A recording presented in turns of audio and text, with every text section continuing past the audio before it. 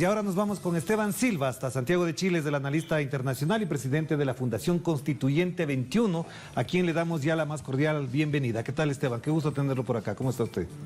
Qué gusto, ¿qué tal? ¿Cómo estás? Qué bueno verlo, Esteban. Lo que acabamos de escuchar, tanto de Paola como del reporte, muestra que efectivamente ya está en caliente la campaña por el apruebo o el desapruebo, para llamarlo de alguna manera. ¿En qué condiciones se plantea esto? ¿Hay garantías? ¿Hay un ambiente favorable para un debate político amplio alrededor de este tema?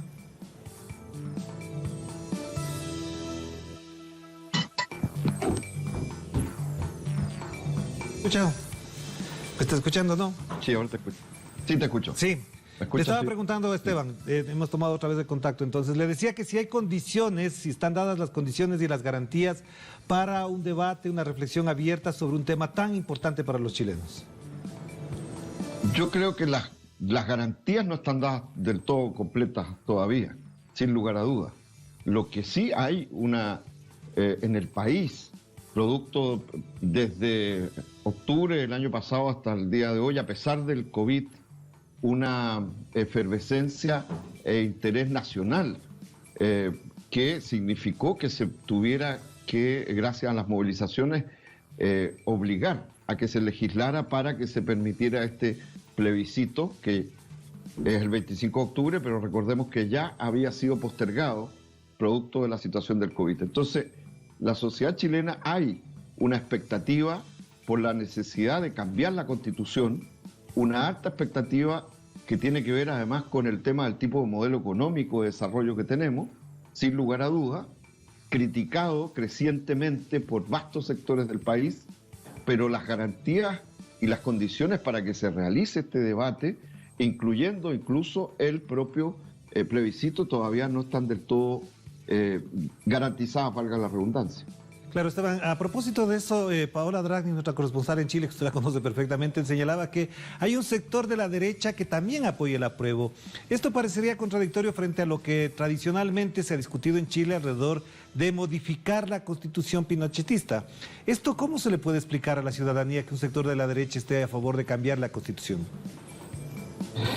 Yo creo que hay un sector de la derecha que entendió de que tenía perdida la batalla por impedir que se cambiara la Constitución, que durante los últimos 30 años esa ha sido la derecha, con sectores también llamados de centro izquierda en algún momento, para ser justo, que no querían cambio al modelo constitucional, que es básicamente un modelo que consagra, ¿no?, un Estado subsidiario pequeño, la primacía del capital privado, ¿sí?, y la desnacionalización de toda nuestra economía en vastos ámbitos. Desde ese punto de vista, como es tal la fuerza del movimiento social, de la opinión pública ciudadana chilena, de la necesidad de un cambio estructural también en materia constitucional, y que fue puesta en las calles, no fue puesta en los salones ni en las instituciones, sencillamente un sector de la derecha se da cuenta que ya no puede seguir bloqueando y que por lo tanto lo que tiene que hacer es sumarse a la idea inevitable del cambio constitucional e intentar fortalecer aquellos aspectos incluso que están en la ley que habilita el plebiscito, ¿no?, que determinan un quórum alto que impida que hayan cambios o ante una eventual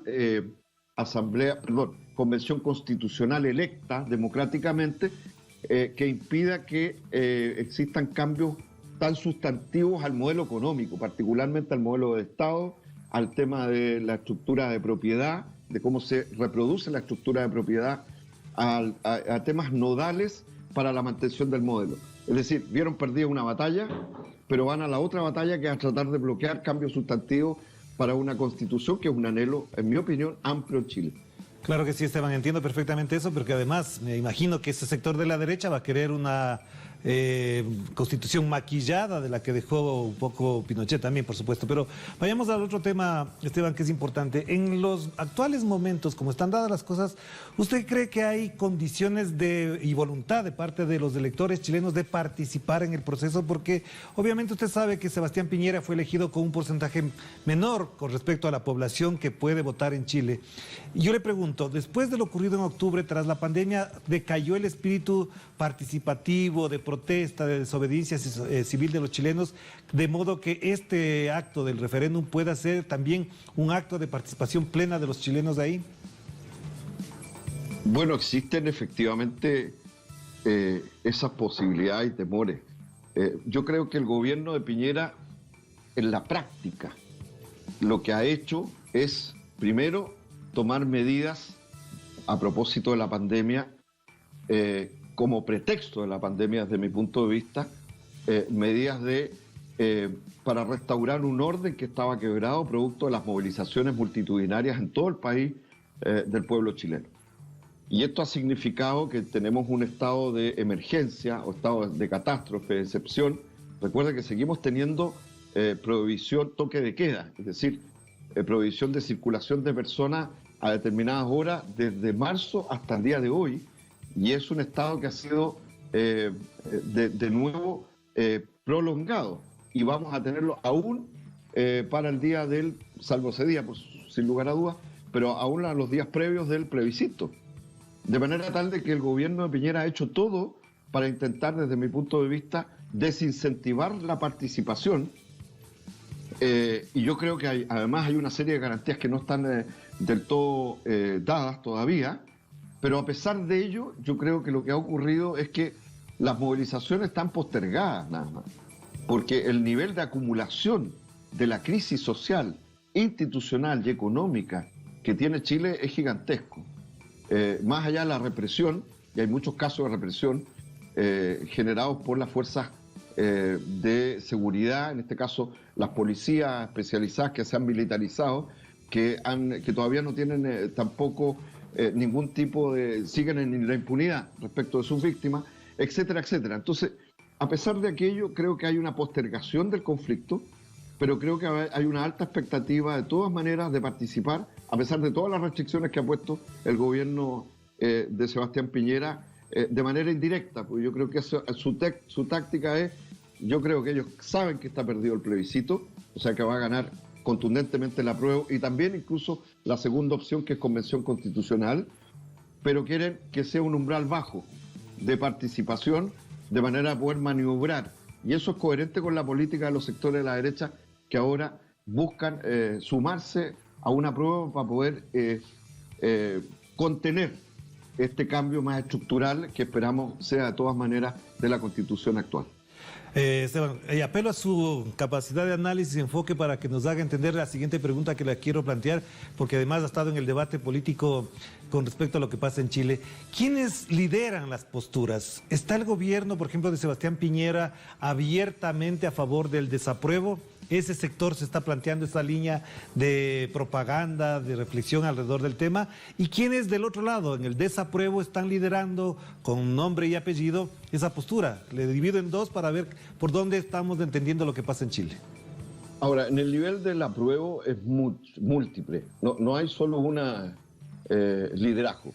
Están las organizaciones sociales que tienen incluso comandos de trabajo y espacios de trabajo por el apruebo, por convención constitucional, e incluso hay un sector importante que llama, además a demarcar esas dos opciones, a poner en el voto, que no se anula, si es que se pone AC, es decir, Asamblea Constituyente, a efectos de seguir luchando porque una convención constitucional, ¿no?, que aunque sea electa, todavía no es una Asamblea Constituyente, porque tiene restricciones que fueron puestas por un poder ya constituido, el quórum, un conjunto de hechos que hacen que no sea una Asamblea Constituyente originaria, pero que creen que hay que avanzar en la Convención Constitucional y transformar la Convención Constitucional en una Asamblea Constituyente, primero. Por lo tanto, ahí hay espacios como Unidad Social, las asambleas territoriales, la Central Unitaria de Trabajadores, etcétera. Y también están los comandos de las fuerzas políticas y movimientos sociales, como Apruebo Chile Digno, donde están las fuerzas de izquierda, y movimientos sociales más importantes, ¿no?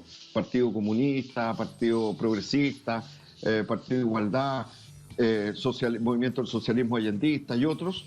Están también otros comandos vinculados al Frente Amplio o a la ex concertación, demócratas cristianos, socialistas, radicales. Es decir, hay un amplio espectro, ¿no?, político y social por el apruebo en el campo opositor, pero hay mucha fuerza opositora social particularmente, que incluso está pidiendo garantías para las y los independientes que no son de partidos, que puedan participar sin trabas y presentarse a ser candidatas y candidatos a la Convención Constitucional de ganar, que yo creo que es lo que va a ocurrir. Y por otro lado, hay un pequeño sector de la derecha por el apruebo, ¿no? Y la inmensa mayoría de la derecha, tanto de gobernista, está por el rechazo, pero la verdad es que está muy disminuida. Ese es el panorama. Entonces, no es un panorama solo de estructura política.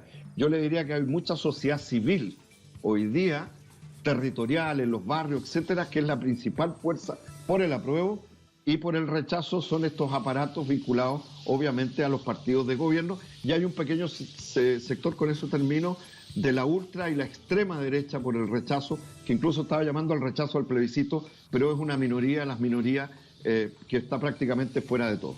Claro, le preguntaba si sobre esto, por ejemplo, se ha pronunciado el presidente Sebastián Piñera. Yo sé que algunos analistas, que incluso, lo sabemos usted y yo, hablan por él o expresan su pensamiento a través de algunos espacios de análisis político en los medios de comunicación, estaría a favor del desapruebo. ¿Coincide conmigo en eso? Yo creo que Piñera lo primero que ha hecho Piñera, siguiendo su pregunta, pero además yo la infiero en qué sentido.